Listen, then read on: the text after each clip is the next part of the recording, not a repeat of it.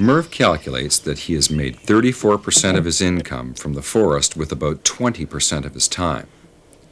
During most of those years, he was selling unprocessed logs to local mills.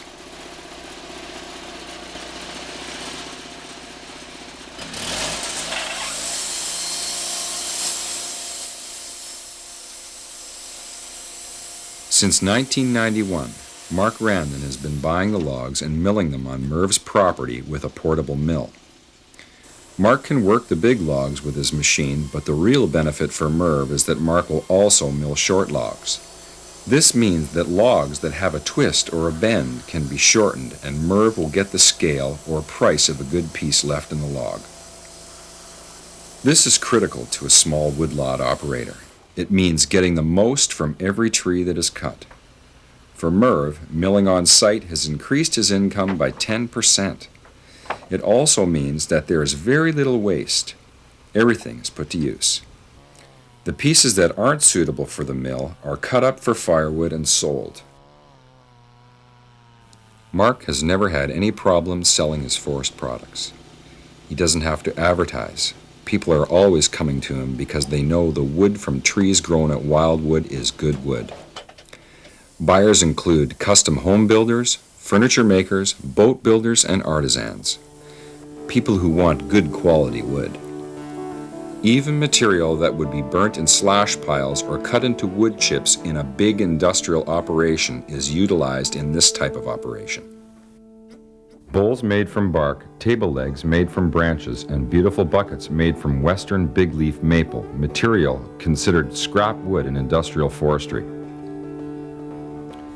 In sustainable forestry and a sustainable economy, the so-called scrap wood creates employment opportunities and cottage industries.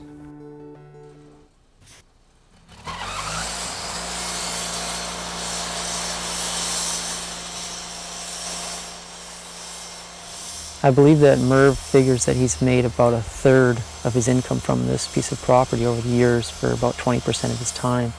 And that's pretty good considering how much time he's put into it. And that's just selling off the raw resource. That's selling the logs. They're shipped out to other mills and whatnot. On a piece of property like this, with the kind of quality of trees that are here, which are among the best, then with a mill like this, a person like myself could make a living on a place like this. And that involves adding value to the wood, not just milling it, but this is quality wood, and you know, end products should be made from it. A lot of this is just too good for just straight lumber. You know, I make picture frames and all kinds of things, tables and window frames and stuff like that out of a lot of this wood. And that's where the value's at. So a place like this could definitely create a full-time job for someone with the machinery and with the desire to do so. All of Merve's wood commands a premium price because of the quality, especially the cedar. And there's lots of cedar, because instead of cutting it all down, as that government forester advised him back in 1939, he left it standing, and now cedar is one of the most valuable types of wood in the marketplace. A tree like this one, the one behind me, I would like to see become, because it is a nice specimen of cedar. It's sound to the base. It's not hollow. This one was not hollow either. So you have a good sound cedar. I would like to see a tree like this go for another 150 to 200 years as being one of the dominant trees in your forest. Then you've got an awful lot of exceedingly fine wood when you do take the tree down. And it pays for itself in the increased volume of wood that you're getting every year. It really is a good investment.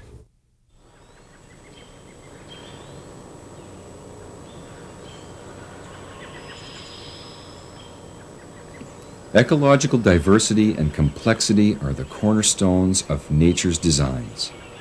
A wild forest is a complex ecosystem where all of the cycles interact and support each other. It is possible to work in the forest, extracting timber and at the same time maintaining the integrity of the forest.